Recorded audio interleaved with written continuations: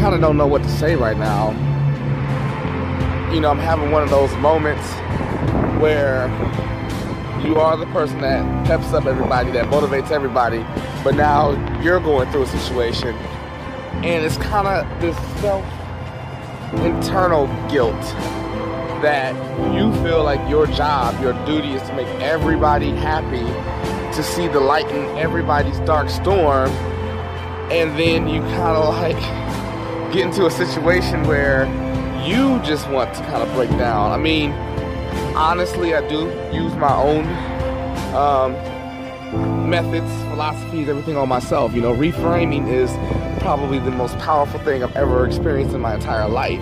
I mean, whenever I tell someone I choose not to be upset, they get so hella confused. Like, they have no idea what to feel about the idea that I don't have to get mad about something, or I don't have to be sad about something, or I don't have to be anything. But at the same time, you can't totally deny emotions, because they are the fuel, they're like the engine oil. They keep everything running.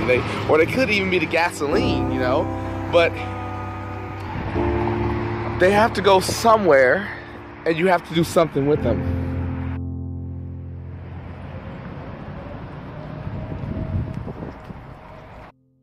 And so I'm going through a situation now, or several situations, where I just need to figure a way out. I can't just sit on this one and let it resolve itself.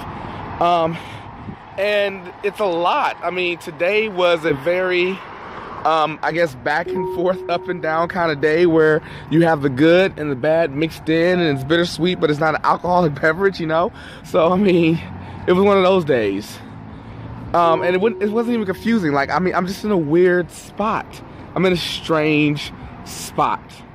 I can't complain, because the groundwork and the framework is all laid. It's already set. But then at the same time, I can't rejoice because it's not actually going yet. And so it's complicated. It's like my Facebook status for this whole situation is just complicated.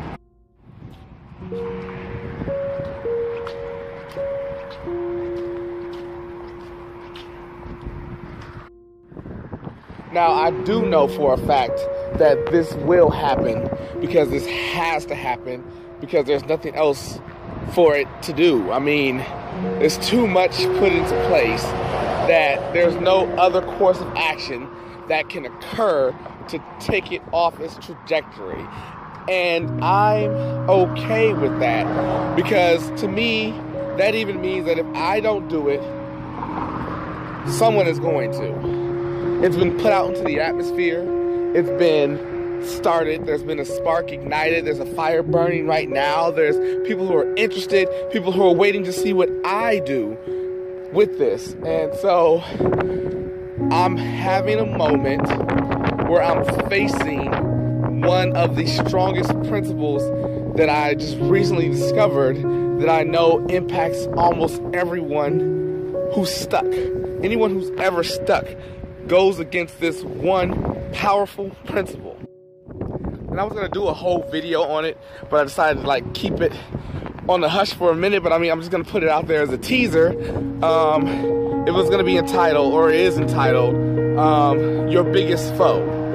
A lot of us don't realize, while we're blaming society, while we're blaming our family, our exes, our moms, our dads, our neighbors, Donald Trump, we're blaming all these people, and we don't realize our biggest foe is ourself. And foe is actually an acronym in this sense, and it stands for fear of execution. Our biggest foe, our largest enemy, is fear of execution. We're afraid to activate our ideas. We're afraid to put it out there into the world. We're afraid to execute, which means to kill a certain state in order to advance to another state.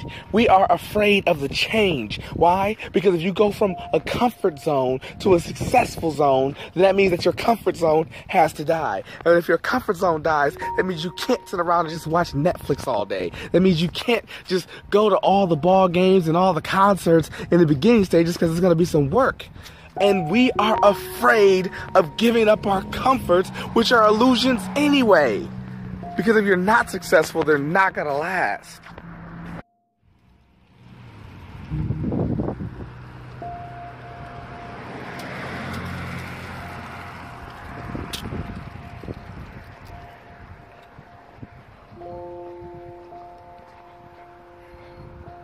So I do have a healthy fear of execution.